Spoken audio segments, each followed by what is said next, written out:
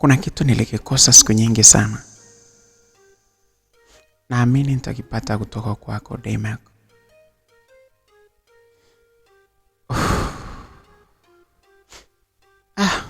Jamani. Nakupenda sana Daymac. Naomba usije ukauliza moyo wangu. Nakupenda sana. Msikilizaji, ilikuwa ni ndani ya chumba, mahali ambapo alipokuwa anakaa kijana Daymac. Mahali ambapo sasa mwanadada Kambra walikuwa wamekwenda kupumzika, yeye pamoja na kijana Daymac. Ilikuwa ni siku yao ya kwanza toka ukubaliane kwamba wao sasa ni mtu na mpenzi wake, huku wakiwa wanajiandaa zaidi kwa ajili ya kufunga ndoa. Lakini sasa kwa wakati ule walikuwa wamekubali kwenda kupumzika. Siku hii mwanadada Kambra alikuwa anahitaji kuweza kushusha hasira zake zote ambazo alizokuwa anazo toka siku nyingi, kutokana na kwamba hata kipindi ambacho kijana huyu Vinod alikuwa bado hajapotea, bado alikuwa anakataa kabisa kumpa kitu ambacho alichokuwa anakitaka. Na wakati ulikuwa umewadia, alikuwa anaamini kabisa kwamba Daymac ndio mtu halisi ambaye anayepaswa kumpa kitu hicho, yani aweze kumchapa na fimbo yake ile hasira zake ziweze kumshuka. Msikilizaji, hapo ndipo mahali ambapo tulipokuwa tumeishia katika sehemu ya 25. Karibu sana katika sehemu ya 26 tuweze kuendelea na simulizi yetu hii inayokwenda kwa jina la Mrembo Kambra. Ni mapema sana, tunazidi kuendelea kusonga mbele na simulizi yetu hii.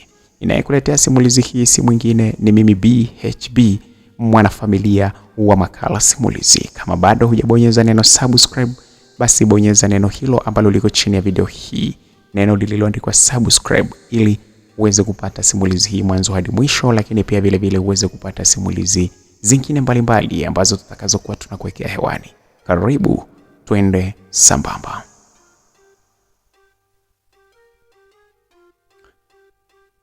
Msikilizaji, siku hiyo bwana, mwanadada Kambra pamoja na kijana Daymac walilifungua, ama niseme walilizindua kabisa penzi lao. Ilikuwa ni mara ya kwanza ambapo kila mmoja alilifurahia sana penzi. Kila mmoja alijikuta akiwa anamsifia mwenzake. Kwa mwanadada Kambra alikuwa amefurahi sana kwa sababu alikuwa na siku nyingi mno. Aliona kabisa kwamba kuna kitu Vinod ambapo alichokuwa amepunguka, na kitu hicho ni kumnyima tu ladha ambayo aliyokuwa anastahili kuipata. Basi Kambra pamoja na Daymac kila mmoja alikuwa anamsifia mwenzake kwa jinsi ambavyo alivyokuwa mtaalamu wa kuicheza michezo.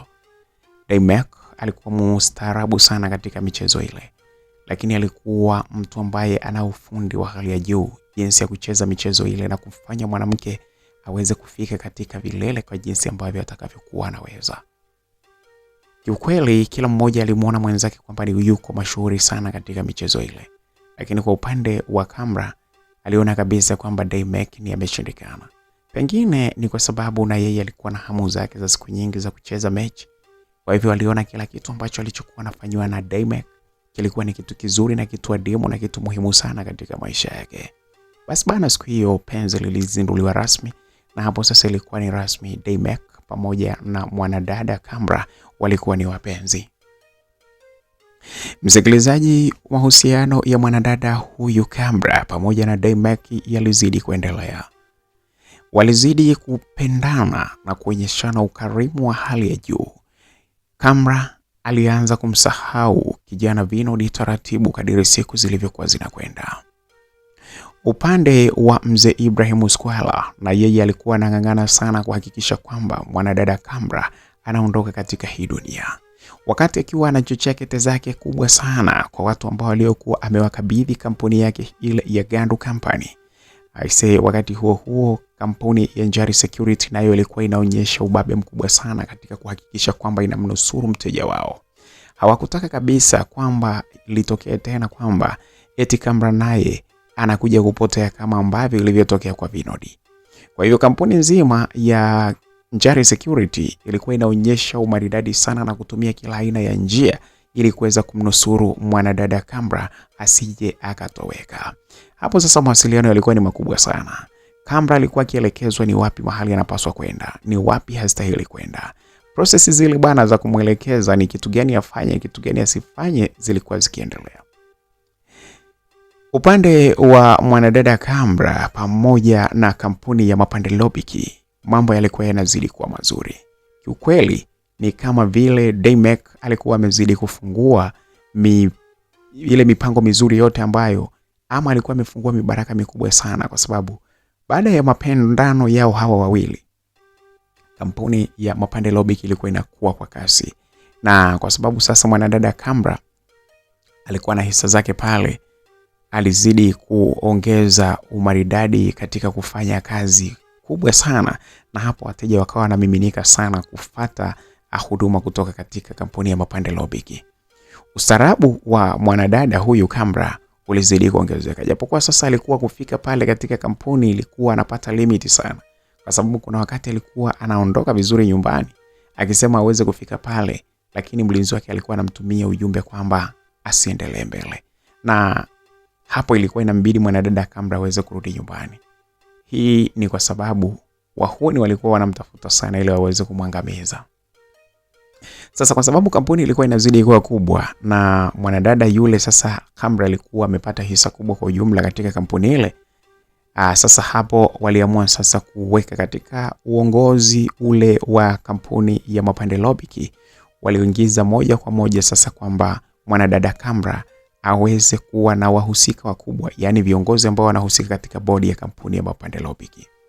Hapo mwanadada Kambra ndipo ambapo alipomchagua mwanadada Joyce Msae kwamba yeye ndiye awe mwakilishi wake, kwa sababu kuna muda ambapo mwanadada Kambra angeweza asiwepo, lakini kama mwanadada Kambra hatakuwepo katika maamuzi makuu ya kampuni ya Mapande Lobiki kwenye vikao, basi mwanadada huyu Joyce Msae ndiye ambaye angeweza kumwakilisha mwanadada Kambra. Na hapo pia kulikuwa na wajumbe wengine katika bodi ya kampuni ile ambao walikuwa wanasimama upande wa kumwakilisha mwanadada Kambra Ibrahim Squala. Na kufikia hapo sasa, kwa sababu ya uwakilishi ule, ilikuwa si lazima tena sasa moja kwa moja mwanadada Kambra Ibrahim Squala kuwepo pale kama akiwa amebanwa, yani kuwepo katika vikao mahususi kabisa ya bodi ya kampuni ya Mapande Lobiki.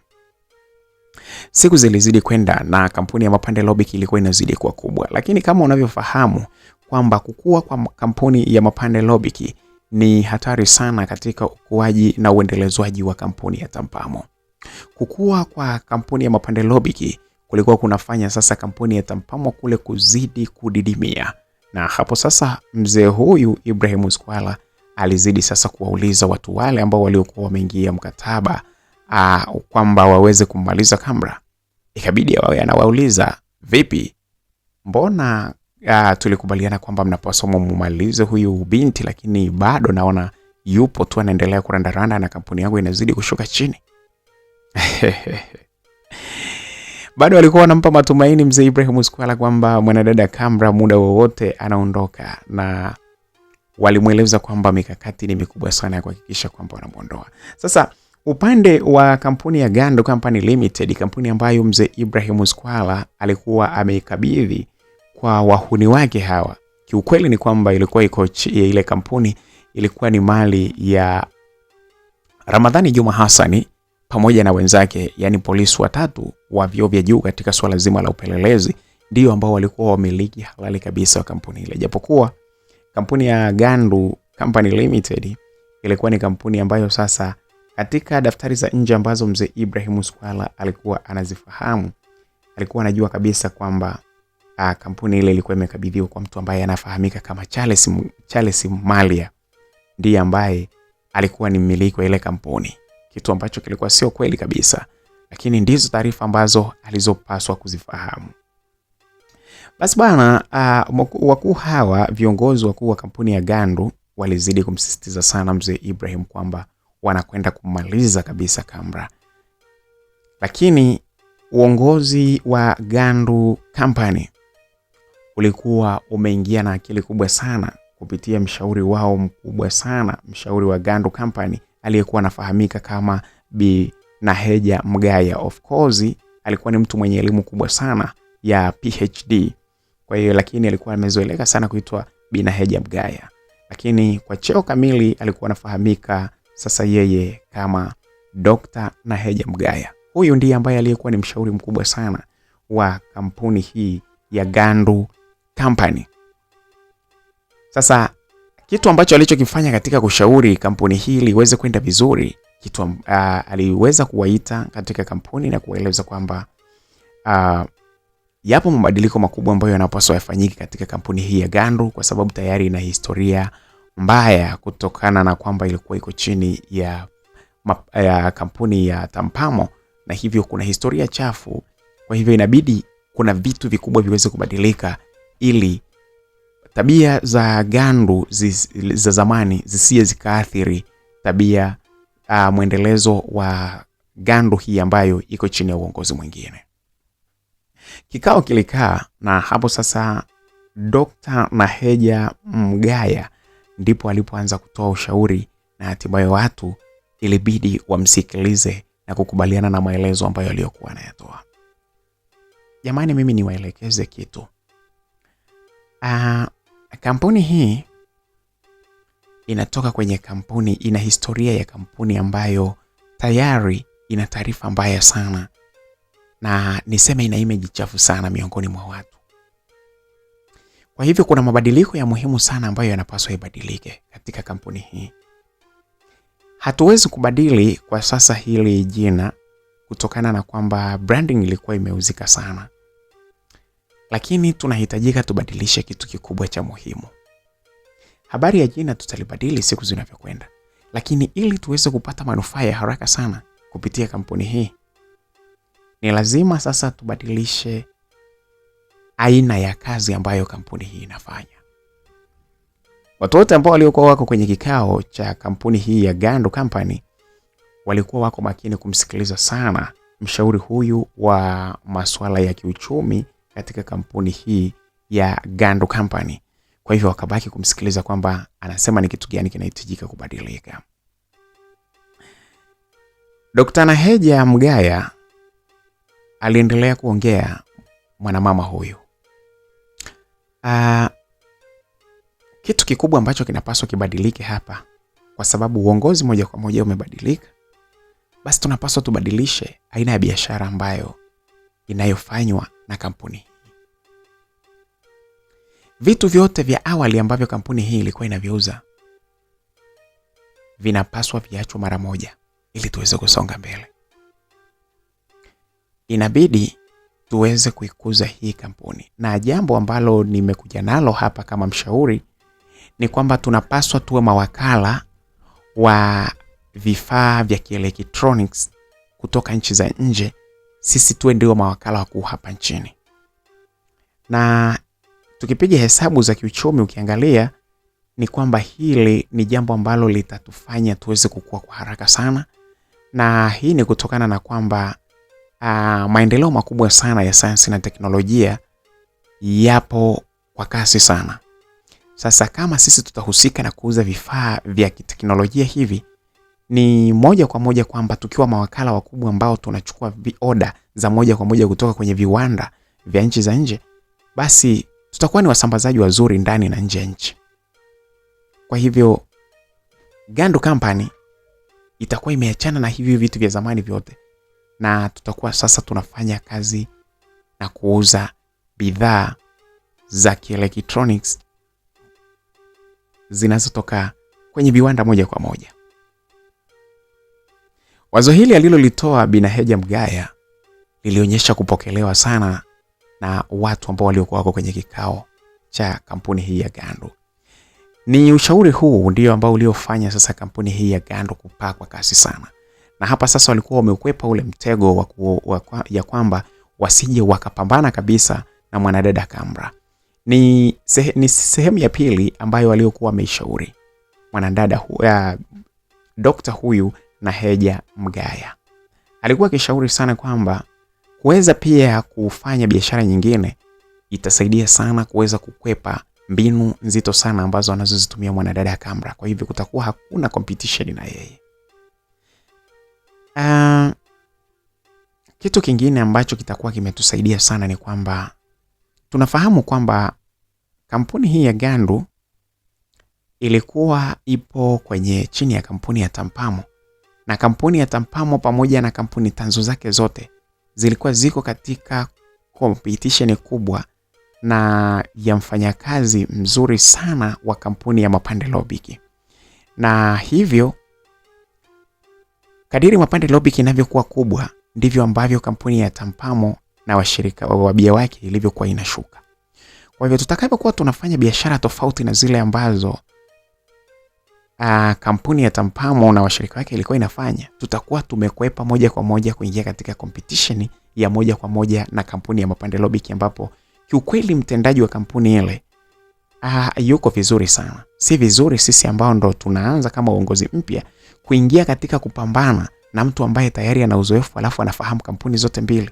Kampuni hizi za upande wa Tampamo ambazo ndo ilitoka kampuni yetu hii ya Gandu, lakini pia vile vile anafahamu kampuni hii ambayo anaifanya kazi kwa sasa ya Mapande Lobiki.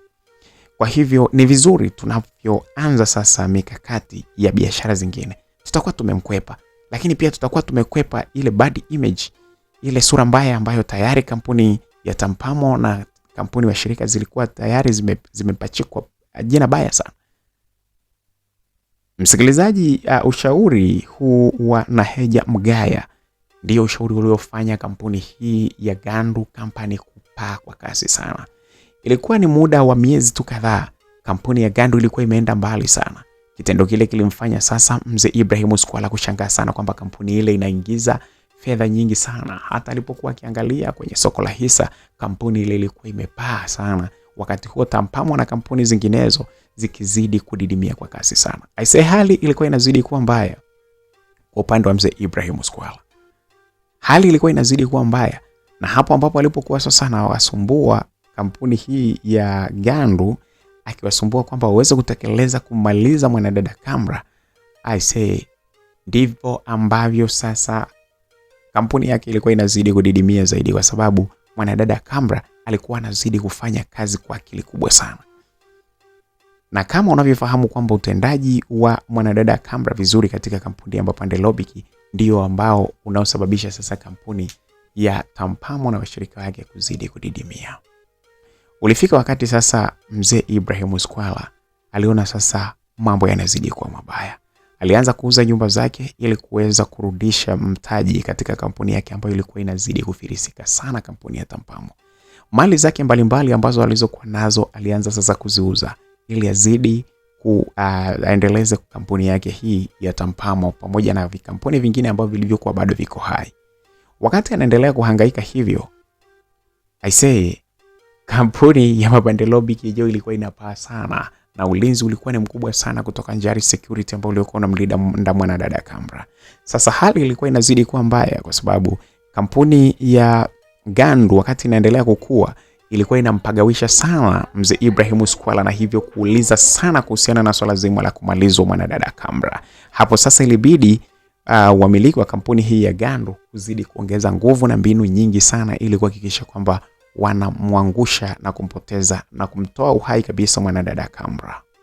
Wakati wanazidi kufanya hivyo na kuongeza mbinu, kampuni ya Njari Security nayo ilikuwa inazidi kuongeza mbinu kali sana katika kumlinda Kamra. Wewe ni mteja wetu. Tunaangalia ndani ya wiki hizi mbili, tutaangalia wiki hizi mbili, tunaangalia mienendo ya wabaya wako, jinsi ambavyo wanavyozidi kukutafuta. Kama watazidi kusumbua kwamba wanahitaji roho yako, kuna uwezekano tukakushauri uweze kutoka na kwenda kukaa nje ya nchi kwa muda fulani mpaka pale ambapo tutakapoona kwamba kuna usalama wako, basi itabidi urudi. Lakini kuna namna fulani hivi tunaona mazingira yanazidi kuwa mazito sana. Kwa hivyo tutaangalia ndani ya wiki mbili hizi tuone mwenendo jinsi ulivyo. Alikuwa akizungumza kiongozi ambaye alikuwa ana jukumu la kumpa taarifa mbalimbali za kiulinzi mwanadada Kamra. Huyu alikuwa ni mfanyakazi wa kampuni ya Njari Security ambayo iliyokuwa inafanya kazi ya kumlinda mwanadada Kambra. Mwanadada Kambra alistuka sana baada ya kuambiwa kwamba kuna uwezekano akashauriwa kwenda kukaa nje ya nchi kutokana na swala zima la usalama wake. Alistuka sana, lakini ilimbidi asikilize, na hakuwa na mashaka sana kuhusiana na uendeshwaji wa kampuni ya Mapande Lobiki kwa sababu tayari alikuwa na uongozi ambao unamwakilisha pale, na mambo mengi alikuwa ameyaseti kiasi kwamba biashara zingeweza kwenda vizuri tu hata kama yeye asingekuwepo pale moja kwa moja. Sasa ni kipindi hiki ndicho kipindi ambapo sasa ilikuwa imekaribia sana ndoa ya mwanadada Kambra pamoja na Daymek. Wiki zile mbili ziliisha na kampuni ya Njari Security ilimueleza mwanadada Kambra kwamba aendelee kuvuta subira, atapewa taarifa. Na hapo sasa kitendo kile, kuambiwa vile, aliona ndio muda mwafaka wa kutumia kuhamasisha kwamba waweze kufunga ndoa na mpenzi wake huyu Daymek. Ni mwezi mmoja mbeleni ndipo ambapo sasa ilikuwa ni ndoa ya mwanadada Kambra pamoja na mpenzi wake Daymek. Ndoa ile ilikuwa imefanywa kwa namna ya siri sana. Ni kwa sababu ndoa hii mwanadada Kambra alisema kwamba anataka hiyo ndoa iwe ni kati ya yeye, mume wake, huyu mpenzi wake Daymek, pamoja na rafiki zake wawili, pamoja na rafiki upande wa mwanaume wawili, pamoja na mchungaji. Hakutaka iwe na watu wengi sana kwa sababu alikuwa anafahamu kabisa kwamba yeye ni mtu mtafutwaji. Kwa hivyo kama kukiwa na watu wengi zaidi ingekuwa ni hatari kwa yeye kujiexpose, na hivyo baya lolote lingeweza kumpata. Basi bana, mwezi mmoja baadaye ndoa ya mwanadada Kambra pamoja na Daymek ilikuwa imekamilika, na hapo sasa walifunga ndoa yao katika ofisi ya mchungaji, na hivyo kupata sasa ndoa yake nyingine mpya, ambayo hiyo ni ndio ndoa ambayo sasa alikuwa anaienjoy kwa sababu alikuwa analipata penzi ambalo alikuwa analikosa kutoka kwa kijana Vinod.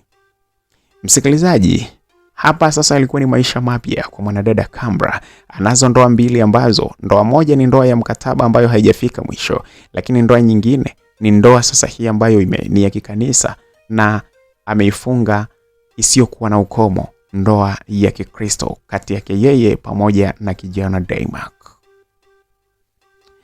Miezi miwili baadaye, baada ya kufunga ndoa kwa mwanadada Kambra pamoja na Daymek alikuja na wazo jingine, akimweleza Kambra kwamba hahitaji kumuona akiendelea kufanya kazi.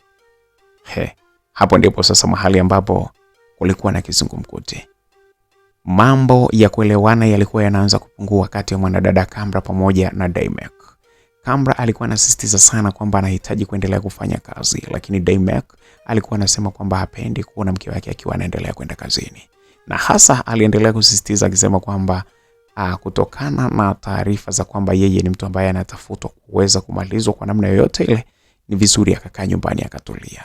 Wakati huo mwanadada Kambra alikuwa akimweleza kwamba masuala ya vitisho, walinzi wapo na ndio wanaompa utaratibu kwamba leo aende kazini saa ngapi, atoke saa ngapi, ni wapi aende na ni wapi asiende. Kwa hivyo hilo swala la kwamba anaweza akapatwa na jambo lolote si jambo sahihi. Mivutano ilikuwa ni mingi ndani ya wiki mbili nzima baada tu ya kijana Daymek kusema kwamba hahitaji kumuona Kambra akienda kazini. Bana, Kambra aliendelea kung'ang'aniza sana kwenda kazini kiasi kwamba hata Daymek aliona kabisa kwamba hili ni jambo haliwezekani. Na pale ambapo mwanadada Kambra alivyokuwa anazidi kwenda kazini, ndivyo na kampuni ilikuwa inazidi kupanda juu. Hata Daymek alikuja kukubali kwamba aisee, mwanadada Kambra ni mtu mchapakazi. Aliangalia jinsi ambavyo kampuni yake inazidi kutangazwa kila mahali. Hata alipokuwa amekaa kuangalia television, alikuwa anaona kampuni ile ya Mapande Lobiki ikiwa inatangazwa kila mahali kuonyesha kwamba ni kampuni inayofanya kazi vizuri sana. Mwisho wa siku ilibidi kijana huyu Daymek kukubaliana tu na maamuzi ambayo mwanadada Kambra alikuwa ameamua ya kwamba yeye lazima afanye kazi. Ni baada ya siku 3 mbeleni, mwanadada Kambra alipokea ujumbe kutoka katika kampuni ya Njari Security ikimweleza kwamba kuna taarifa nyeti anapaswa ipokee. Alielekezwa mahali ambapo anapaswa awepo ili aweze kupata taarifa ile muhimu sana. Basi mlinzi wake wa wazi alikuwa amechukua taarifa kutoka katika kampuni ya Njari Security, na hapo sasa walikutana na mwanadada Kambra ili kuweza kumpa taarifa muhimu sana ambayo anapaswa ipate.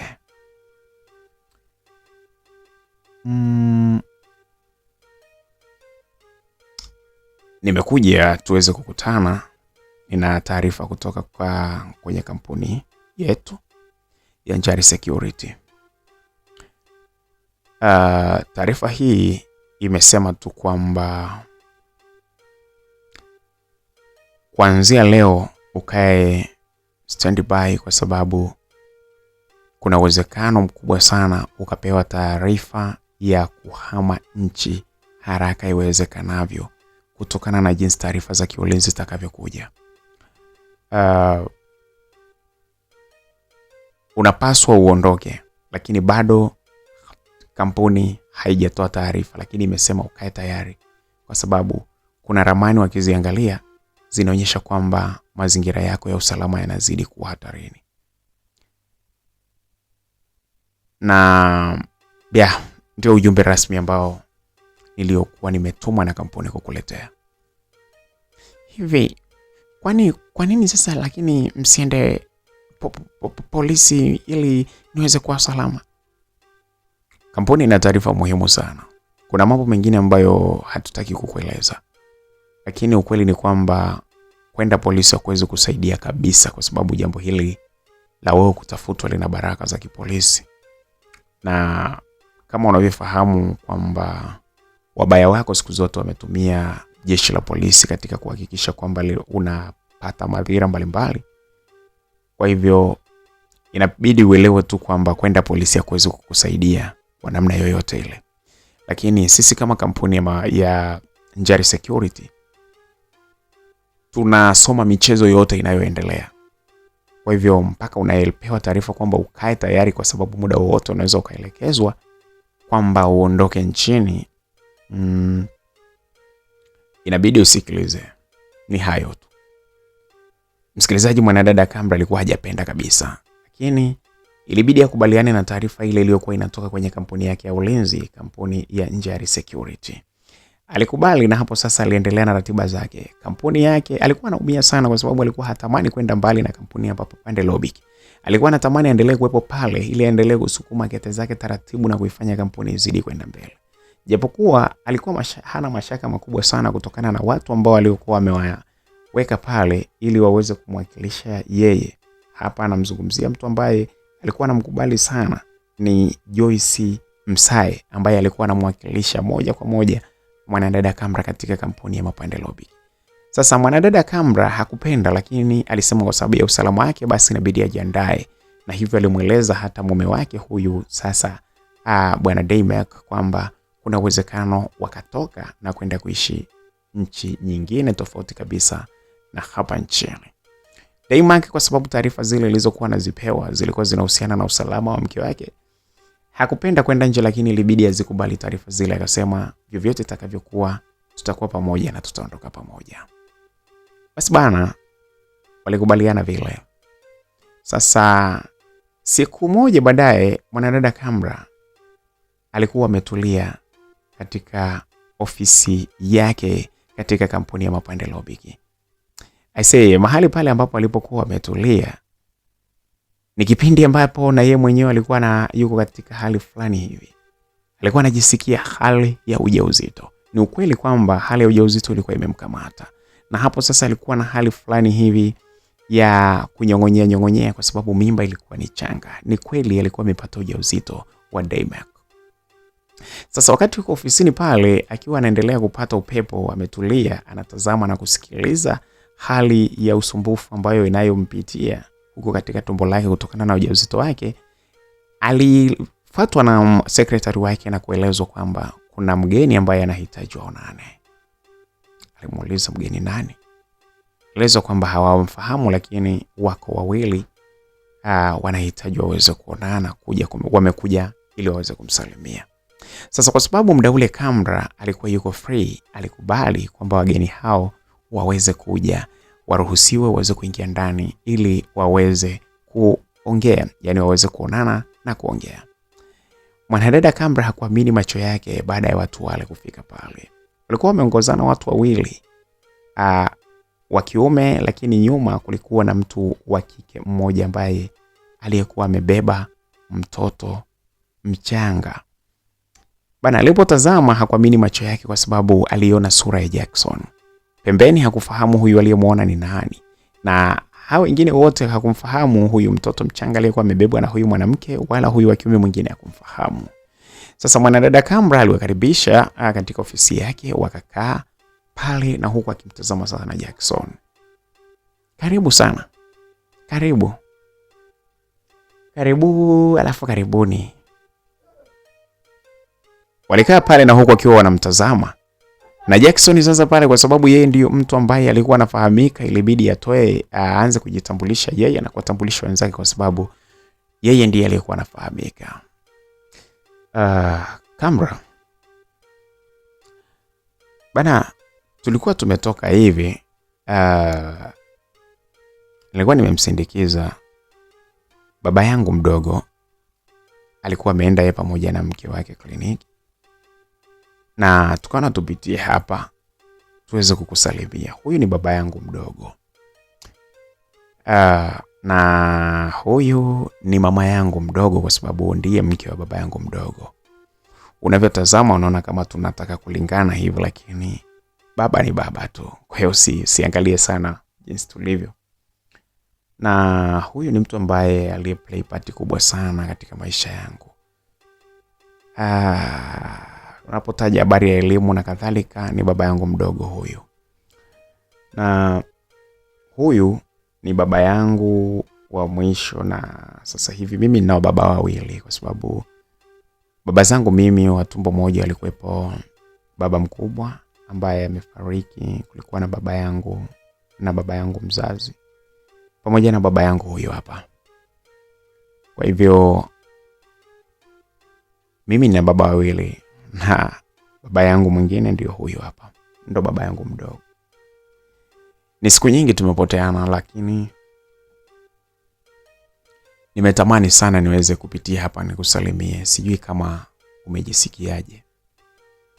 Mwanadada Kambra alipoelezwa maneno yale, alishikwa na butwaa kubwa sana. Alibaki akiwa ameng'aa jicho na kushindwa kuongea. Alianza kujiuliza, huyu baba mdogo ni baba mdogo wa Jackson kivipi?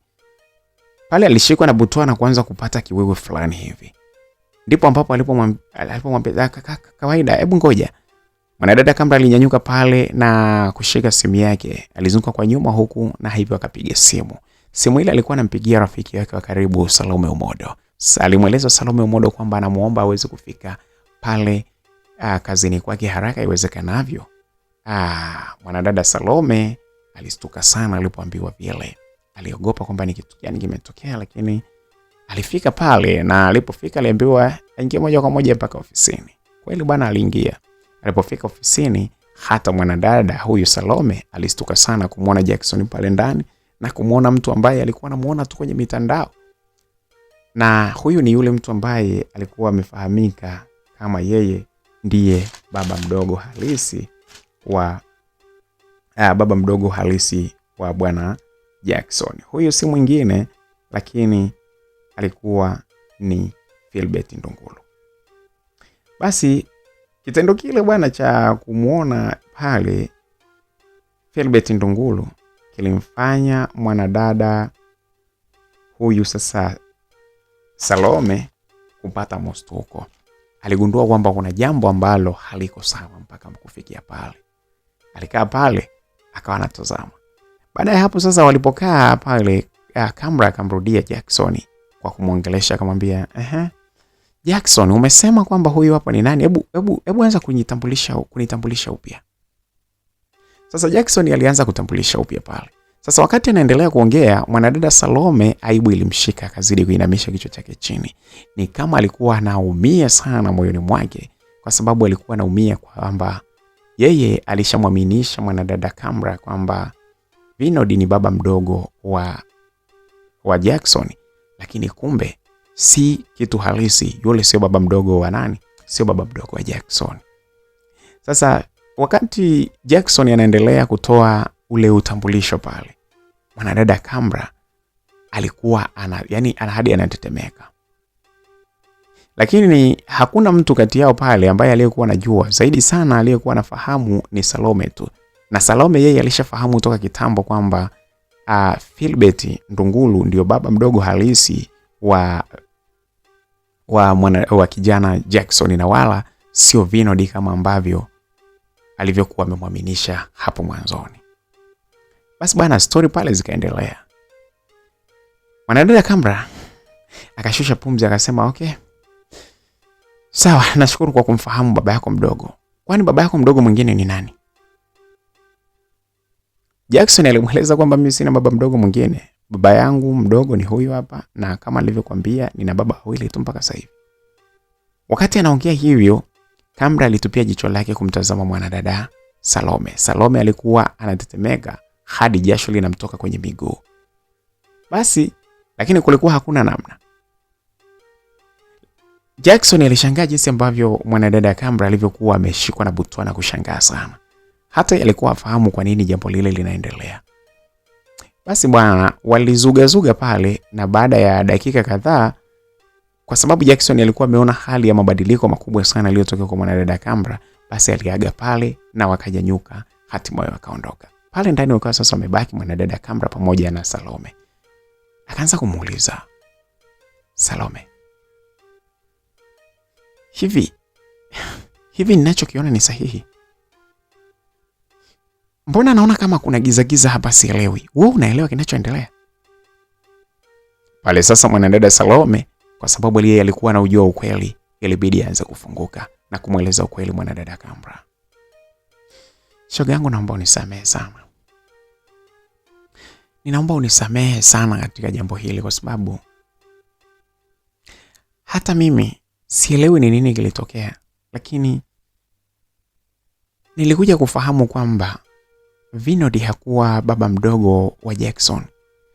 Lakini nilikuja kugundua baadaye, na hivyo nilishindwa kukuambia ukweli kwamba Vinod hakuwa baba mdogo wa Jackson. Na nilikuja kuona kupitia mitandao, nikagundua kwamba kumbe Philbert ndiye baba mdogo halisi. Lakini kilichokuwa kinanichanganya ni jinsi na yeye anaitwa Philbert Ndunguru, alafu na huyu na Vinod ni Vinod Ndunguru. Sasa nilishindwa kuelewa ni nini kilichokuwa kinaendelea. Lakini naomba unisamehe, nilishindwa kukuambia ukweli baadaye kwa sababu tayari mlikuwa mmeshafunga ndoa na maisha yalikuwa yameshaenda mbali sana. Kwa hiyo nilishindwa kukuambia kwamba Vinod hakuwa baba mdogo wa Jackson. Samahani sana, naomba unisamehe.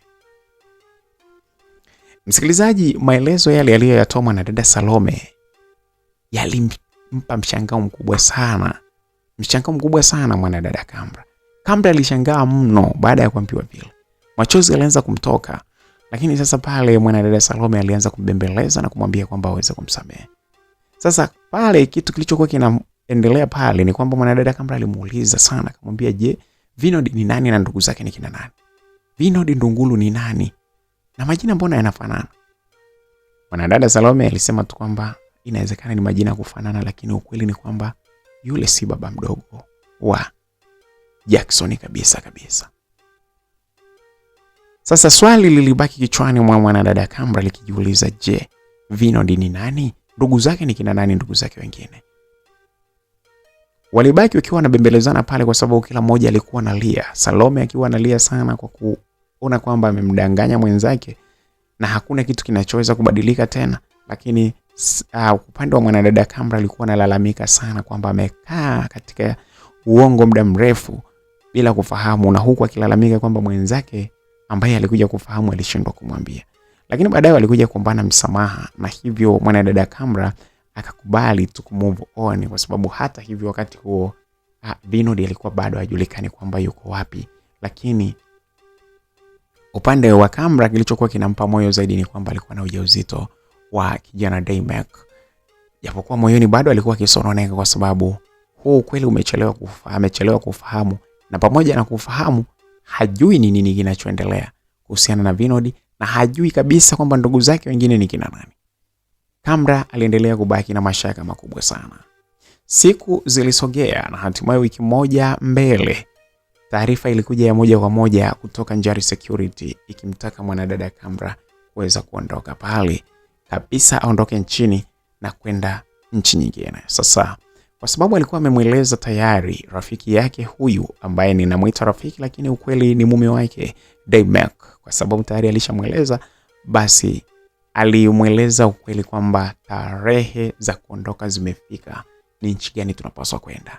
Sasa Daymek, kwa sababu yeye alikuwa na connection kidogo, aliongea vizuri pale na rafiki zake, na hivyo walipata kukubaliana kwamba wanakwenda kuishi katika nchi ya Angola. Kwa hivyo bana, harakati zilianza sasa za mwanadada Kamra na Daymek kuhama kwenda katika nchi ya ugenini nchini Angola. Hapo ndipo ambapo walipokuwa wamekubaliana. Basi bana, taarifa ile ilienda, na hivyo kampuni ya Njari Security walielezwa, na huku akiendelea kuhamasisha sana kwamba aweze kuondoka haraka iwezekanavyo. Ni baada ya wiki moja mbeleni tena ndipo ambapo sasa mwanadada Kamra pamoja na Daymek walifanikiwa kuondoka nchini kwa kupitia uwanja wa ndege wa Julius Kambarage Nyerere, na hivyo kwenda moja kwa moja nchini Angola, na huko ndipo ambapo sasa walipoanza maisha yao, huku wakiwa wanawasiliana kwa namna ya upekee sana pamoja na kampuni ya Njari Security ili kutoa maelekezo kwamba ni nini kinachoendelea. Hapo mwanadada Kamra alikuwa akiendelea kuiendesha kampuni ya Mapande Lobby kwa njia ya mawasiliano, akiwa wanawasiliana kwa namna ya kipekee sana, na hasa akiwa anawasiliana na Joyce Msai ambaye alikuwa ni mwakilishi wake sasa katika vikao mbalimbali vya bodi ya kampuni ya Mapande Lobby. Naam, msikilizaji, kule nchini Angola mambo yalikuwa yanazidi kwenda kama ambavyo yalivyokuwa yametarajiwa. Mimba ya mwanadada Kamra ilikuwa inazidi kukua kwa kasi sana. Siku zilivyokuwa zinazidi kwenda, mwanadada Kamra alikuwa anazidi kufurahi kwamba yuko karibu kupata mtoto wake ambaye sasa atakuwa anapata na mwanaume anayempenda sana.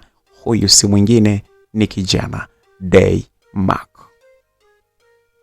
Sasa msikilizaji, upande wa mwanadada Stella wa familia ya Bushenza alikuwa anaendelea kuwauliza sana akina Alfan kwamba ni vipi kinachoendelea. Alfan bwana alikuwa anaulizwa sana kuhusiana na kuleta majibu kwamba amefikia wapi kuhusiana na mwanadada Lambda. Lakini Alfan alikuwa hana ukweli wowote aliopata kuhusiana na mwanadada Lambda.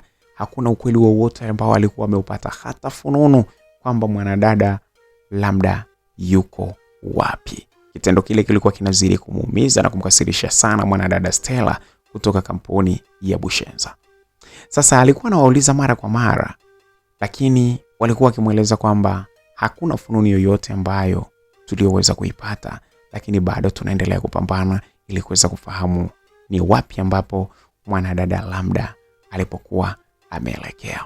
Kwenye kampuni ya Mapande Lobby walikuwa wanaendelea kufanya kazi kwa maridadi na kuhakikisha kwamba kampuni inaenda juu, lakini kampuni ya Tampamo ilikuwa inadidimia. Pamoja na kwamba mzee Ibrahim Squala alikuwa anauza mali zake mbalimbali ili kuhakikisha kwamba anaipandisha kampuni iende juu, lakini mambo yalikuwa yanazidi kuwa mabaya sana. Alikuwa anazidi sana kuwauliza sana watu wale ambao waliokuwa wameandikishana nao kwamba waweze kumaliza mwanadada Kamra. Na wao sasa katika vikao vyao walikuwa wanaelezana kwamba hayo maandishi ambayo tuliokuwa tumeandikishana ni maandishi ya kihuni tu. Hakuna mahali ambapo anaweza kutupeleka. Kwanza, kampuni ya Gandu kwa sasa hivi haiko chini ya kampuni ya Tampamo. Hatuna sababu za kuogopa kitu chochote. Hakuna maandishi ambayo wanaweza wakaipeleka hata polisi kusema kwamba anatudai, alafu anachotudai eti ni sisi tuweze kufanya mauaji ya mtu. Hakuna kitu kama hicho. Sasa vikao mbalimbali vilikuwa vinakaa katika kampuni ya Gandu vikiuliza kwamba utekelezaji wa ahadi ambayo waliokuwa wameahidiana pamoja na mzee Ibrahim Squala. Hapa ndipo ambapo sasa mshauri wa kampuni ya Gandu Company, hapa namzungumzia Naheja Mgaya, PhD holder huyu, alipotoa ushauri ambao kiukweli kila mtu aliupokea. Nafikiri sasa ndugu zangu, ufike wakati tuwe serious na kazi. Ifike wakati tuwe serious na kazi. Mtu huyu ambaye aliyekuwa anapaswa ashughulikiwe, tayari taarifa zimekuja hapa kwamba amehama, yuko nchi za nje. Sasa hayo ni mambo ambayo yako kiutendaji kwa watu wengine huko, na ni mambo ambayo hayapo kwenye maendeleo ya kampuni. Sikupaswa sana kuyazungumzia mimi kwa sababu sihusiki na hayo masuala ya kimafia, mimi nahusika na kuhakikisha kwamba kampuni isonge mbele. Lakini imebidi nilizungumze kwa sababu ikiwa tutaendelea kuhangaika na mtu ambaye hana faida yoyote wala hasara yoyote katika kampuni yetu, tutatumia rasilimali nyingi na hiyo tutashindwa kuendesha kampuni kwa sababu ya vitu vya ajabu ajabu. Naomba nitoe ushauri wangu mimi kama mshauri wa kampuni hii kuhusiana na masuala mazima ya kiuchumi ndani ya kampuni. Kwanza, mwanasheria wetu amekwisha kutueleza hakuna kitu huyu mtu ambaye aliyetuuzia kampuni anaweza kutufanya kwenye sheria. Na mimi ninataka nieleze, tujikite kwenye kufanya mambo ambayo yataikuza kampuni yetu na si kujikita katika mambo ambayo hayana maana. Tuachane na hayo. Huyu mtu ameondoka, yuko nchi ya nje, sijui Angola. Hivi tunaweza tukatumia rasilimali za kampuni kwenda kuhakikisha kwamba tunamuua mtu ambaye hana madhara yoyote katika kampuni yetu? Tuache kutumia nguvu kubwa katika kuhakikisha kwamba kampuni inasonga mbele. Nataka nishauri tena, ushauri wangu, habari inayohusiana na kumtafuta huyo Kamra iwe mwisho leo. Na shauri iwe mwisho leo. Alafu rasilimali zozote zilizokuwa zinatumika katika kuhakikisha kwamba tunamwangamiza Kamra, leo iwe ni mwisho. Na shauri hivyo, na nguvu zote, rasilimali zote zielekezwe katika kuhakikisha kwamba tunatanua wigo wa kampuni hii iweze kuwa kubwa zaidi. Msikilizaji, maelezo ambayo yaliyokuwa yameyatoa Bi Naheja Mgaya ambaye ni mshauri mkubwa huyu wa kampuni ya Gandu Company yalipokelewa kwa shangwe kubwa sana. Na ukizingatia kwamba mwanasheria wa kampuni ya Gandu na yeye alikuwa ameshauri kwamba, alitoa ushauri kwamba kwa upande wa mzee Ibrahim hana mahali popote pa kwenda kudai eti kwamba kwa nini kampuni ile ambayo aliuza haijafanikiwa kumuua Kamra, kwa sababu hayo mambo si ya kisheria, kwa hiyo hawezi kwenda popote pale. Basi msikilizaji, kufikia pale kampuni ya Gandu ilikuwa imeirisha kabisa masuala mazima ya kuhangaika kupambana na maadui wa mzee Ibrahim Squala. Pamoja na kwamba ni maafikiano walikuwa wameafikiana mwanzoni, lakini walisema si mambo ya kisheria. Kampuni ya Gandu iliamua kuweka chini na kuacha kabisa kuhitaji kumuua mwanadada Kamra. Zaidi sana ilijikita sasa kwenye kuhakikisha kwamba kampuni yao ya Gandu Company inasonga mbele na kuwa kubwa zaidi. Na ndicho kilichotokea. Kampuni ilikuwa inazidi kukua. Lakini kwa upande wa mzee Ibrahim Squala mambo yalikuwa yanazidi kuwa mabaya kweli kweli. Ilifikia wakati sasa mpaka ile kampuni yenyewe aliamua kuitoa bondi, kuiweka bondi na kuchukua pesa zingine benki, na hapo sasa kuamua kwenda kufanya biashara zingine ndogo ndogo ambazo alisema hizi biashara zingine zitamsaidia na yeye kukua zaidi. Hasira yake nayo ilikuwa ni kubwa sana kwa watu wale ambao walikuwa wameandikishana nao, lakini zaidi sana walisema kwamba ni ujinga mtupu kuandikishana na watu kwamba eti waende wakamuue adui yako. Basi bwana, upande wa polisi wale kina Ramadhani Juma Hassan walikuwa wamewini sana. Kampuni yao ilikuwa inaenda vizuri kwa kasi, na hapo sasa walikuwa ni mapolisi ambao wanamiliki pesa nzuri sana kwa sababu kampuni ilikuwa inaenda vizuri mno. Upande wa mzee Ibrahim Squala mambo yalikuwa yanazidi kuwa mabaya. Kiukweli, kwa lugha nyingine ni kwamba alikuwa amefirisika. Na ilifikia wakati ambapo sasa kadiri siku zilivyokuwa zinaenda, japo kwa kasi kubwa sana, ilifikia wakati ile kampuni sasa hata jinsi ambavyo alivyokuwa ameweka bondi ilibidi ichukuliwe na benki mahali ambapo alipokuwa amechukulia benki, kwa sababu alishindwa kabisa kurudisha marejesho. Na hapo sasa mzee Ibrahim Squala akawa ni mtu ambaye haeleweki vizuri. Anafanya kazi ambazo si kazi rasmi sana. Anakuwa mara ni dalali wa magari, mara anachukua magari makukuu anayauza kwa watu. Kama unavyofahamu bwana kwamba hata kwa upande wa hata kama tembo akikonda wanasema hawezi kuwa kama ndama. Basi mzee Ibrahim Squala alianza kufanya biashara ya kununua magari makukuu na kuyauza. Ni kitu ambacho alikuwa hajakizoea kabisa. Kwa hiyo faida alikuwa anaipata ndogo sana, kwa sababu hapo sasa kampuni ile ya Tampamo ilikuwa imekufa kabisa kwa sababu ilikuwa imechukuliwa na haipo kwenye mikono yake. Na kampuni ilikuwa ni kitu cha mwisho kuondoka baada ya kwamba yeye alikuwa ameuza vitu mbalimbali ili kuinusuru kampuni, na mwisho kabisa kampuni nayo ikaondoka. Ndiyo kazi ambayo alikuwa anaifanya sasa mzee Ibrahim Squala, ya kuhakikisha kwamba anapata magari makukuu, anayaweka kwenye yadi, na hapo sasa anayauza ndilo jambo ambalo lilikuwa limemweka mjini. Upande wa kule nchini Angola, mwanadada Kambra miezi ilikuwa imesogea na hatimaye alifanikiwa kujifungua mtoto wake ambaye huyu mtoto alikuwa amempa jina la Vinodi. Alipenda sana kumuita Vinodi na hata mumewe alikuwa ameridhia kwamba aitwe Vinodi kwa sababu mwanadada Kambra alisema haiwezekani kabisa Vinodi yapotee na jina lake lipotee. Ni mtu ambaye alinisaidia sana. Akamweleza, akamwambia kwamba huyu mtu alinisaidia mimi, hata uhai wangu leo usingekuwepo kama asingekuwa ni Vinodi. Kwa hivyo sina budi kumwenzi kwa kumuita mtoto wangu jina lake. Maneno yale aliyoongea yalimfanya hata Daymark mumewe kukubali na kusema kwamba ipo sababu ya kulienzi jina la Vinodi hata kama hajulikani mahali alipo.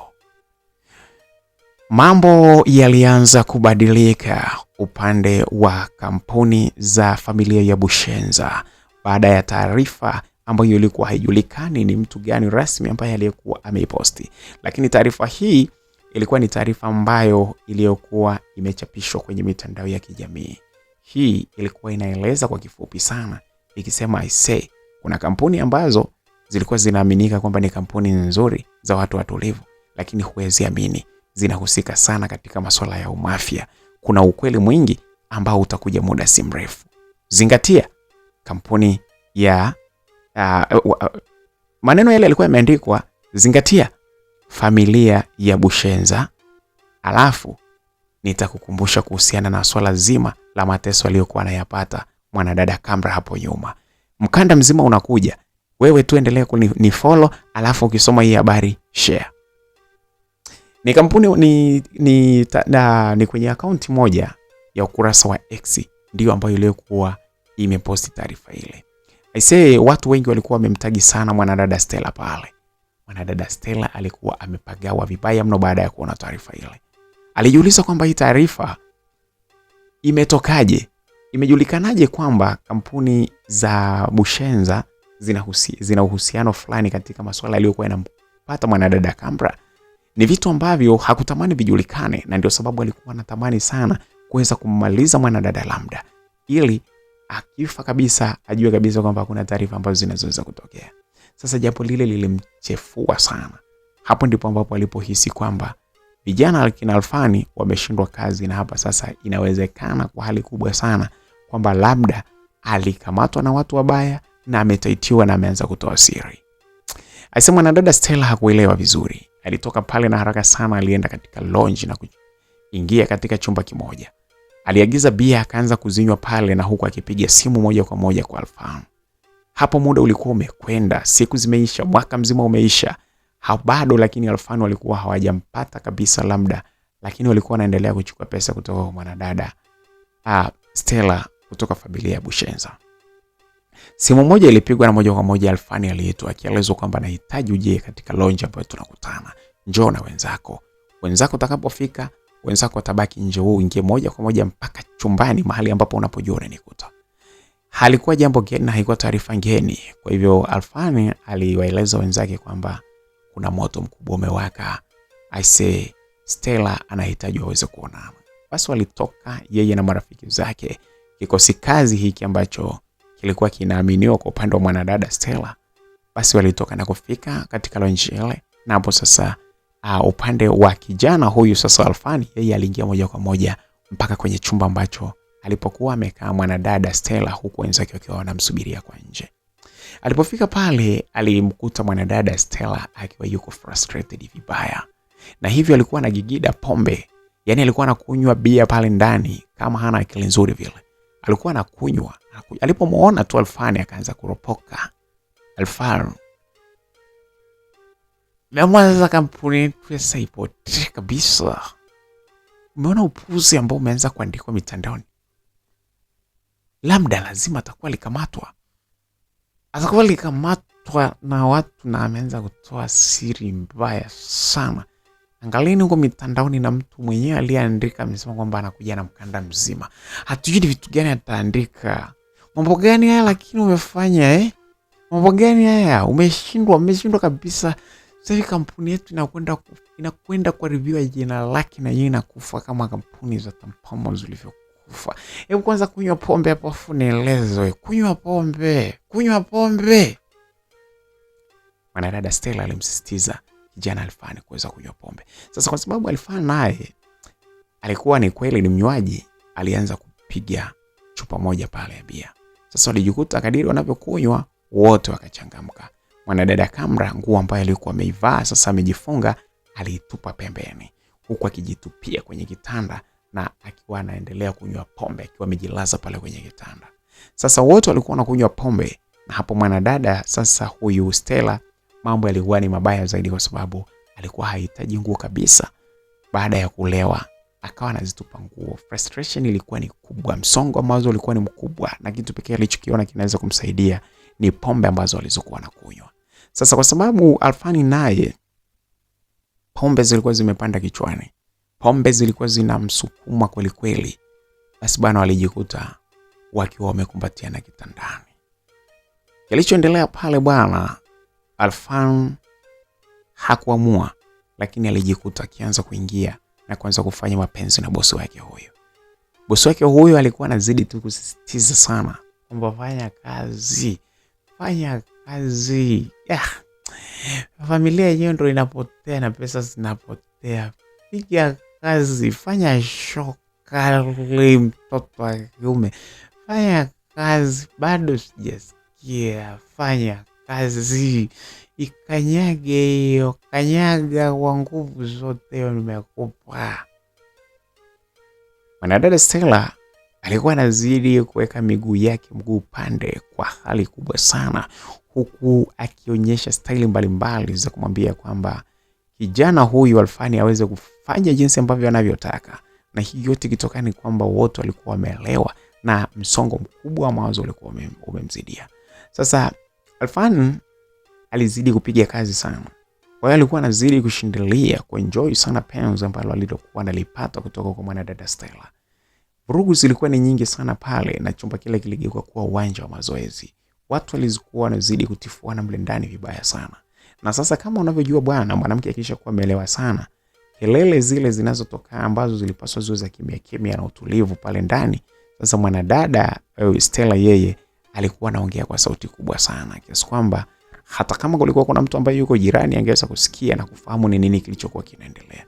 Vurugu mechi zilikuwa zinaendelea pale ndani, na baadaye walijikuta wote wakishikwa na usingizi bila kujua kuamua kwamba walale. Sasa marafiki wa kijana Alfan ambao waliokuwa wamekuja na kutulia kule nje walishangaa, mbona kijana huyu hatoki? Mbona rafiki yao hatoki? Walikaa pale na kuendelea kusubiri pale, lakini kumbe mwenzake alikuwa amelewa pombe na amekula vitu vya msingi pale, amekula na bosi wake, alafu sasa usingizi umewashika wote wakiwa wamelala. Walijikuta wakiamka mida ya saa 10 usiku. Hapo sasa wakijikuta wakiwa wamekumbatiana, kila mmoja kile ilikuwa inamkaa. Sasa wengine wale marafiki walikuwa wamejikaa pale mpaka na wakapitiwa na usingizi kule mahali walipokuwa wametulia. Lakini bahati nzuri ni kwamba kwa sababu wenyeji wa pale wahudumu walikuwa wanafahamu kwamba wale ni wageni wa mwanadada Stella, basi walihudumiwa kuhusu chakula. Na pindi walipoambiwa wapewe pa kulala, alisema kwamba wanasubiri kwa sababu kuna mtu anamsubiri aweze kutoka na aweze kuondoka. Bana walijikuta wakiwa wamelala pale pale. Sasa Stella kule ndani mahali ambapo alipokuwa na kijana huyu Alfan alizinduka pale sasa na kujikuta akajua kabisa kwamba alikuwa ameingiliwa kimwili. Hasira zilikuwa zimempanda sana. Alianza kumlaumu sana kijana Alfan, akamwambia, hivi wewe umenilala kazi umeshindwa ya kwenda kumkamata labda ili siri zisivuje na familia iweze kubaki salama. Umeshindwa, lakini kitu tulichoweza ni kufakamia uchu wangu, si ndivyo? Sasa ufanye taratibu, ukaanza kutumia vidonge vya ARV kwa sababu umeweza kutafuta ukimwi tu, ndio kitu umeweza kukifanya.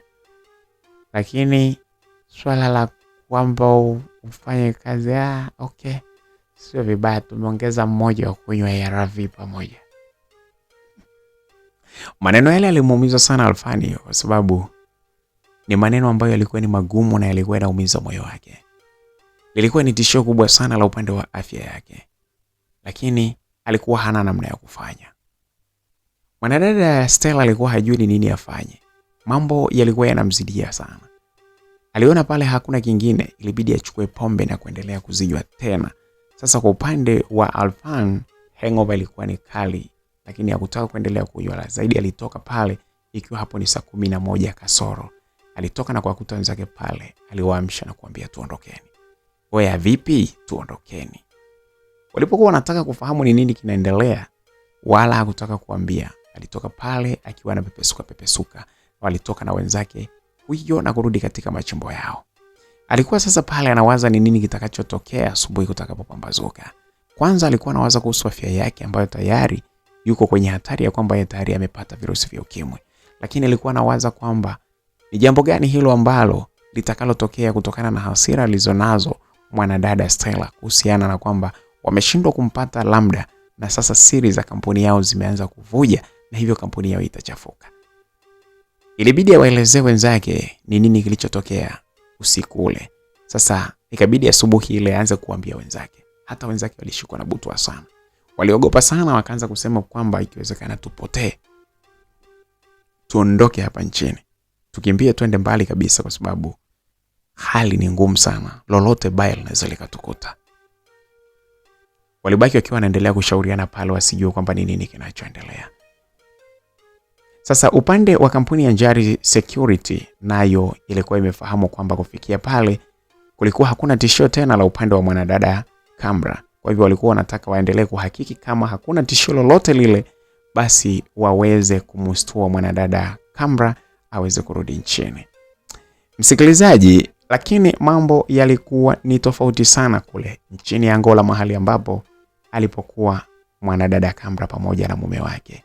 Mtoto wao ambaye huyo alikuwa anafahamika kama Vinod, naye kaumri kalikuwa kanaendelea kusonga kwa sababu siku zilikuwa zinasogea. Siku moja mwanadada Kambra, wakati akiwa yuko pale, alishangaa namba ngeni ambayo ilikuwa imeingia kwa njia ya WhatsApp. Ilipopiga ile simu ilikuwa ni video call. Alisita kuipokea lakini ilibidi aipokee. Alipopokea alishangaa kuiona sura ya Vinod ikiwa inamtazama, akamwambia, na pale pale alipomuona akampungia tu akamwambia mambo. Aisee, mwanadada Kambra alishangaa sana. Pale pale ile simu ilikatwa na ujumbe uliingia pale pale. Ujumbe ule ulikuwa unasema kwamba maamuzi uliyoyafanya najua maana yake, lakini usiwaze sana. Nitarudi nchini Tanzania muda si mrefu. Niko salama na nitarudi nyumbani.